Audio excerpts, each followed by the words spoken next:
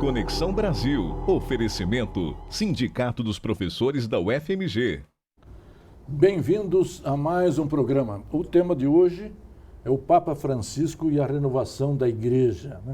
A eleição do Papa Francisco trouxe uma nova fase para a Igreja Católica e também para o mundo.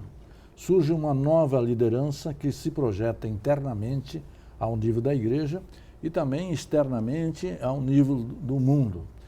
A um nível interno, ele promove uma renovação ao nível da Igreja e também abre o ecumenismo, uma das grandes características do Concílio Vaticano II.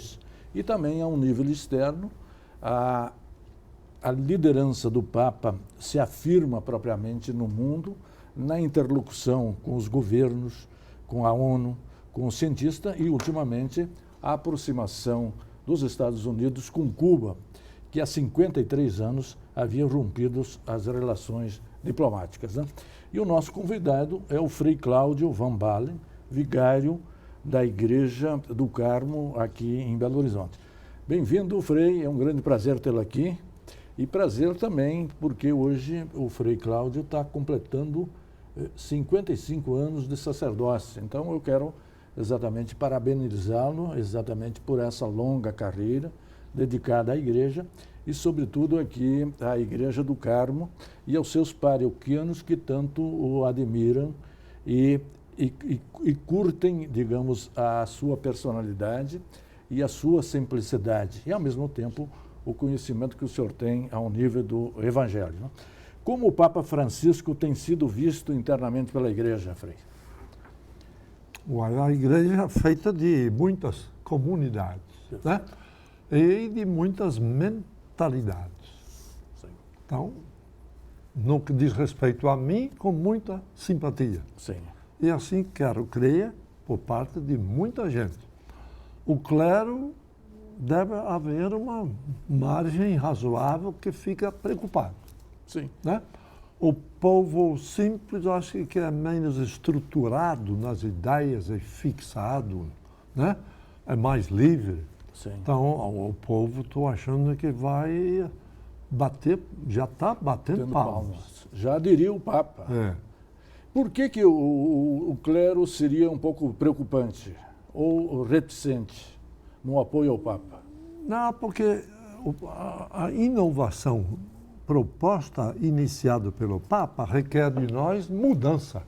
Sem dúvida. Olha, mudança na visão, na teoria, mudança em atitudes. E, aparentemente, muitos vão ter a impressão que fizeram coisas erradas no passado. Sim. Isto nem sempre é fácil de assumir. Claro. Né? E depois tem que tomar atitudes novas, às quais não estão acostumados. E então, muitos já de certa idade, já habituados ao ritual costumeiro, agora tem que abrir a mão, abrir a visão, entendeu? Ser mais solidário, mais aberto, mais acolhedor. Eu posso imaginar que isto nem para todo mundo é fácil. A renovação é sempre um processo difícil, como uma mudança nas vidas das pessoas também, não é, né, padre? Mudança, você me lembrou dos meus 55? Então, eu tive o privilégio de ser obrigado, de mudar. Sim. Era padre novo, eu achava que ia ser vigário em Paracatu, Aqui naquela em Minas região. Gerais? Sim. E, de repente, me mandaram para Roma, para estudar. Eu não estava lá muito entusiasmado para estudar, fazer doutorado, mas obrigação, né? Sim. Tem que obedecer. Fui. E lá eu tive a sorte de poder mudar a minha visão, renovar a minha teologia. Sim. E me comunicar com pessoas, freis, colegas, e padres e professores de muitos países. Sim. E era na década, início de 60. Sim. Então, muitos vinham de fora para fazer palestras em Roma e preparar o clima para o Concílio Vaticano II. O senhor chegou a pegar também o Vaticano II? 2 anos. 2 anos. É. mas não participei, né? Sim, claro. Mas estava em Roma. Estava em Roma. Então, isto foi minha salvação. Perfeito. Eu ganhei de graça. Sim. Ou não? Era bastante estudioso, então muito interessado. De modo que para mim não foi tão difícil. Mas eu tive que mudar. Tudo que eu aprendi no seminário, eu tinha que fazer uma revisão boa. Sim. Então eu voltei depois em 64 para o Brasil, já com muito mais abertura. Sim, ele deu uma abertura para a vida e a projeção que o senhor tem hoje no meio da Igreja Católica, né? Mas a minha abertura foi tanta que eu caí no tempo da ditadura num processo nacional contra a segurança nacional. Sim. 4 anos de processo, viagens para Juiz de Fora, depor aqui em Belo Horizonte, ou não? E assim por diante. Claro. E aquilo me ajudou muito também. Claro. Muito. E a ditadura, se ela tem uma coisa, é exatamente ser contra a mudança, contra a renovação, né? Tá. Então eu digo, eu fui privilegiado. Perfeito, perfeito. A renovação no interior da igreja, sobretudo na parte administrativa no Vaticano, já dá para se perceber em pouco tempo do Papa alguma mudança significativa, Frei? Não, porque as igrejas todas do mundo colaboram com as finanças do Vaticano. Sim. Há datas marcadas, né, em certos domingos, para a gente na coleta enviar o resultado por Vaticano. Agora você fica à distância sabendo que o pessoal lá está pegando o dinheiro, você fica um pé atrás. Claro, claro. Né? Então o Papa mostra muita lealdade, simplicidade, Transparência, visibilidade. transparência, de modo que todo mundo respira aliviado. Sim. Né? Mas é claro que lá em Roma ele deve sofrer também resistência, oposição. Mas, nesse sentido, a própria opção dele de morar numa comunidade, convivendo com outros religiosos, eventualmente com leigos, lhe dá também mais abertura e uma imunidade. Na igreja tem uma tradição de valorizar muito o poder. Sim. Né? Quantas vezes padre novo, mas eu sou padre, ou não? Como se a condição de padre, que é uma função, elevasse a pessoa em dignidade. Sim. E muitas vezes é o contrário. Perfeito. Eu, durante décadas, fiz o que o Papa faz hoje. Eu já fazia no começo de 70, de admitir mãe solteira, trazer um filho e era batizado na Igreja do Carmo. Perfeito. Mas era contra A estrutura. os costumes, a estrutura. Olha, e eu permitia pessoas que casaram, acompanhei e fizeram, desligaram porque de fato não eram feitos um para o outro. Né? E com muita dignidade se separaram, não recusaram ajuda caso tivesse uma criança já, tudo bem.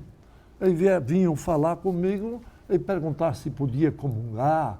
Eu falei, a mesa da Eucaristia não foi feita para exclusão, foi feita para inclusão. Na primeira mesa, na ponta, estava Judas, estava Pedro, estavam os 9 que na hora H fugiram. E foi a primeira mesa. Então, uma pessoa bem intencionada só, casada. Eu, padre, não tem família, não tem filhos, folgado. Agora, alguém casa e percebe que casou errado. Já é um sofrimento. Eu tenho que tirar o chapéu? Como é que eu vou proibir? Não, você não pode comungar. Sim. Não posso. O acesso aos outros sacramentos. Então, isto me incomoda um pouco. Sim, no segundo bloco, desculpa, padre, nós voltamos com a avaliação da iniciativa do Papa Francisco em ter convocado o Sínodo, cujos trabalhos foram concluídos há pouco tempo. Um instante só, voltaremos já. Interconexão Brasil. Oferecimento: Sindicato dos Professores da UFMG. Interconexão Brasil. Oferecimento: Sindicato dos Professores da UFMG. Bem-vindos de volta, nosso segundo bloco. O tema é o Papa Francisco e a renovação da Igreja. já deixamos no ar o tema desse segundo bloco, que era que avaliação fazer, Frei, do sínodo da Igreja convocado pelo Papa Francisco. Se tivesse que dar uma nota, talvez eu desse 7. Mas por que 7, professor? Não, porque faltaram muitos pontos para examinar e os que foram examinados faltou ainda um bocado de abertura. Sim. Mas o simples fato de ter colocado determinados assuntos na mesa, por exemplo, os casais separados,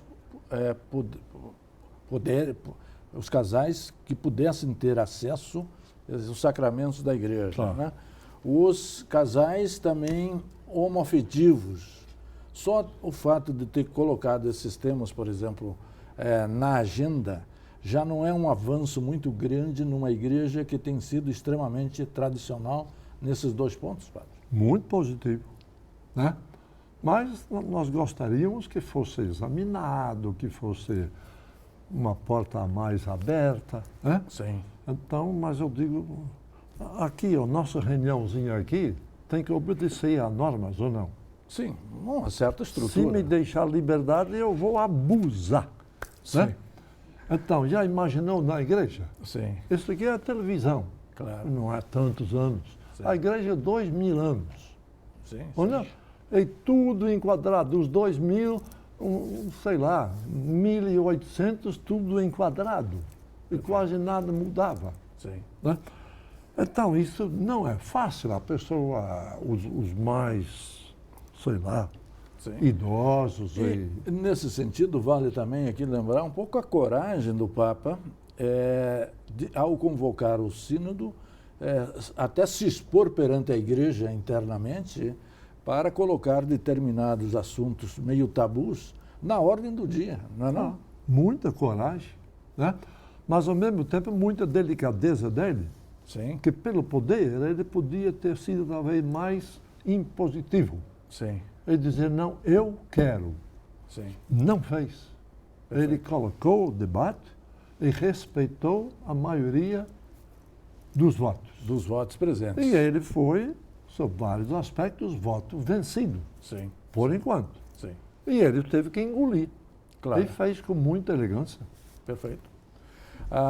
Como continuará o sínodo no ano que vem? Bom, isso eu não... Como é que vai? Vai retomar, certamente, temas discutidos nesta primeira fase e que não chegaram, segundo a vontade do Papa, a uma solução satisfatória. E qual era a centralidade do debate desse sínodo? É tudo problemas com respeito à família. A família. Tá. Educação das crianças, catequese, oração. E depois a união entre pais, Sim. entre marido e mulher, e depende também de pais e filhos. Sim, E entrava também a adoção de filhos. sim. Ou não? De qualquer fato, é um tema extremamente urgente e prioritário, dado exatamente as mudanças que a família viveu nesse início do século XXI, né? Sob este aspecto, a igreja está muito, muito atrasada, que não acompanhou o tempo. Sim, Manteve firme, imutável, as normas existentes. sim, Né? Então, quantas vezes eu batizei uma criança e a mãe era simplesmente mãe solteira. sim, E muitas paróquias negavam batizar. sim. Né? Então, isso parece que vai acabar. Perfeito. Né? Ninguém pode negar isso. Sim, Né? Tanto mais que nós temos, como padres, às vezes, uma visão mágica do batismo. Como se uma criança que nasce não fosse filho de Deus. perfeito. Eu digo, todo mundo que nasce é filho de Deus. Sim, Não sou eu, pela mágica do batismo, que vou tornar uma criança filha de Deus. seria só a iniciação numa determinada igreja, o batismo, então? Não, o batismo é uma celebração Sim, de um aspecto da nossa fé. sim, Ou não? Eu rezei a missa agora. Celebramos a confissão comunitária. Então, ninguém se acusou de nada. Então, eu falei para o povo, às vezes vem uma pessoa que quer confessar comigo e que acha que eu que vou dar o perdão. Mas aí eu tenho que esclarecer a ela, nós dois vamos celebrar o perdão. Agora, o autor, se é que isto existe, do perdão, primeiro é Deus. É Deus. E é Deus que está dentro de você. Sim. E Deus é gratuidade. Então, basta você cair em si, reconhecer que errou, assumir o erro, você está perdoado em Deus. Não sou eu que aparentemente vou dar o perdão e você pensa que eu que perdoei. Não. Sim. Foi você, em Deus, com Deus, por Deus, que fez uma revisão e você está perdoado. Agora, na confissão, de vez em quando, no sacramento, podemos celebrar e confirmar, fortalecer, entendeu? Beleza, tudo tem sentido. Perfeito.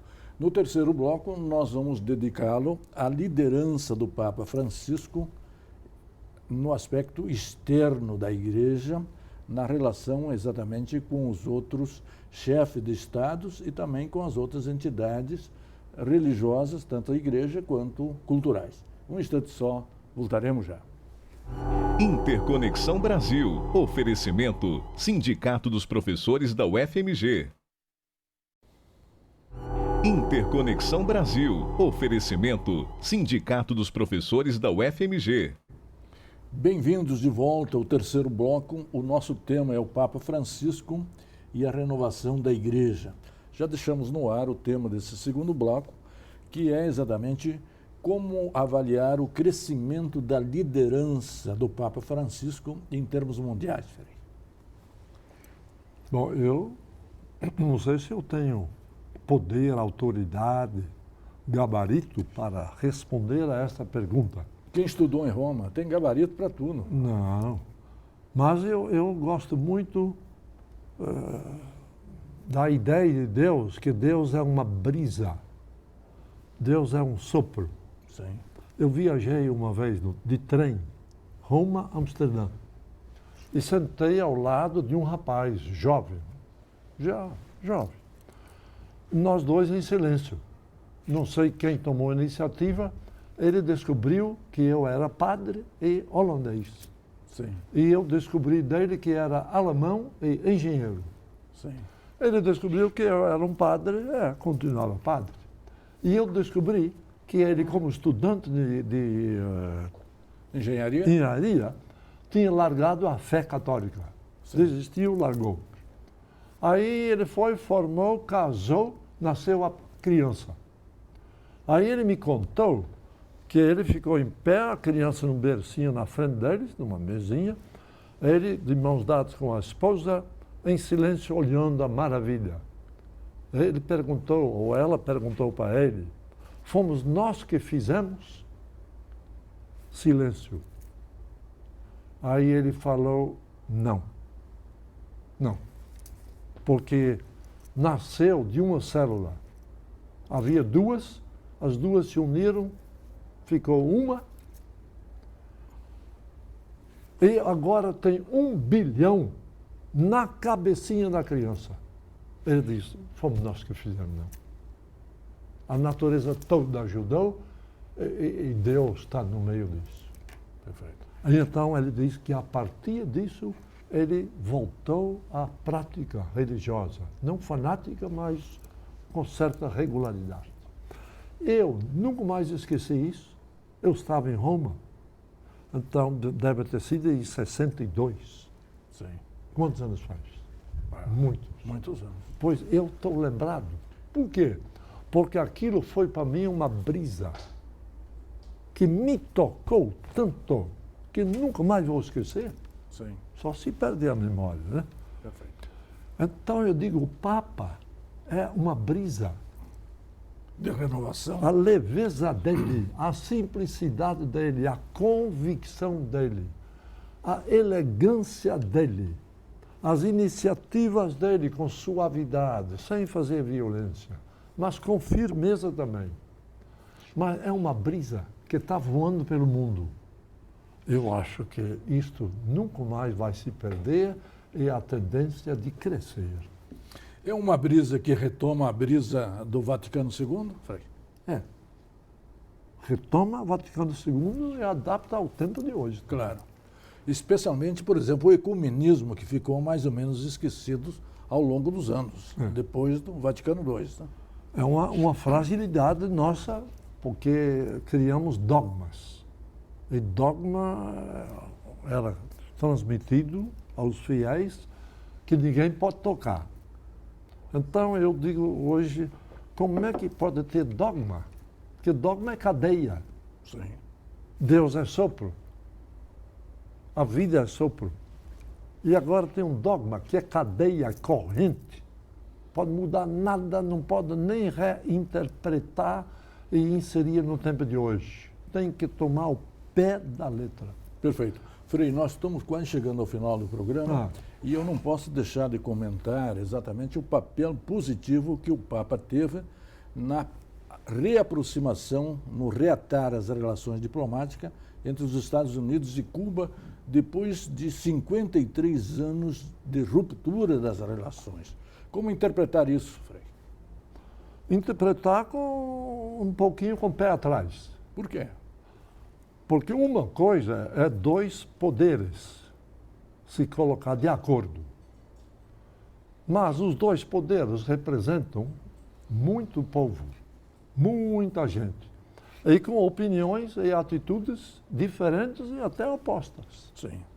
Então, tem que ir com muito jeito. Claro. Né? E qual vai ser o efeito disso, eu também não sei avaliar. Mas né? é um efeito Mas histórico eu também, sou né? positivo, se pode ter muitos cubanos que estão com o pé atrás, Sim, claro. como o jornal já está falando. Sim. Até os que fugiram de Cuba estão na América do Norte com o pé atrás. Perfeito. Frei, nós estamos encerrando aqui e hoje é dia de Natal e a semana de Natal, quando o programa será exibido. Eu gostaria que o senhor encerrasse aqui com uma reflexão de Natal para o nosso telespectador que nos acompanhou gentilmente durante todo o ano de 2014. Ué, eu digo, o Natal lá atrás, nós dizemos que Deus apareceu numa criança.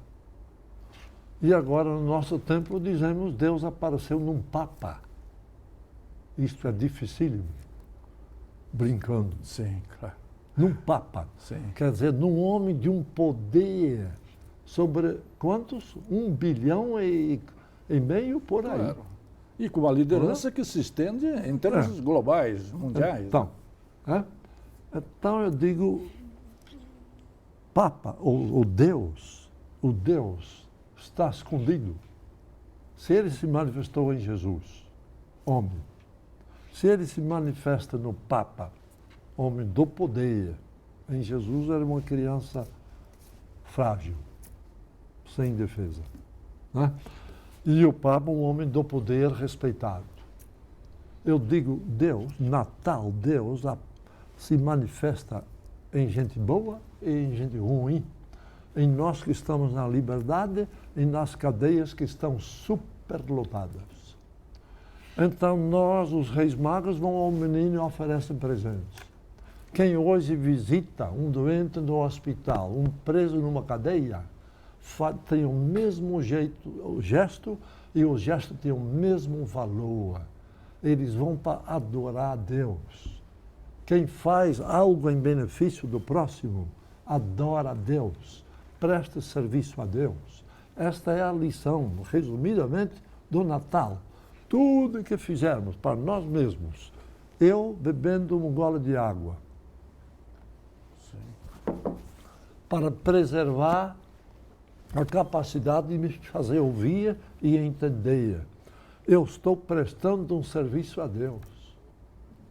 Perfeito. Você voltando para casa e tomando uma, Sim.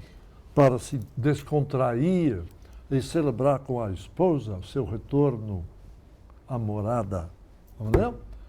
Você está prestando, você faz um gesto religioso sagrado. Sim. Agora põe isso na cabeça do povão. Ou não? Diga ao povo, amanhã você levanta, o sapato está meu, você cuida bem do sapato. É um gesto religioso. É um serviço prestado a Deus. A meia está furada, você conserta, ou então dá ao seu pé uma meia nova. Então, tudo é sagrado, religioso, tudo é serviço a Deus ou de serviço a Deus. Perfeito. Frei, queria agradecer muito sua presença aqui no nosso programa Interconexão Brasil, na BH News. É um prazer tê-lo aqui e exatamente poder curtir e avaliar a sua experiência, a sua inteligência. E a você, telespectador que sempre nos acompanha, um Feliz Natal.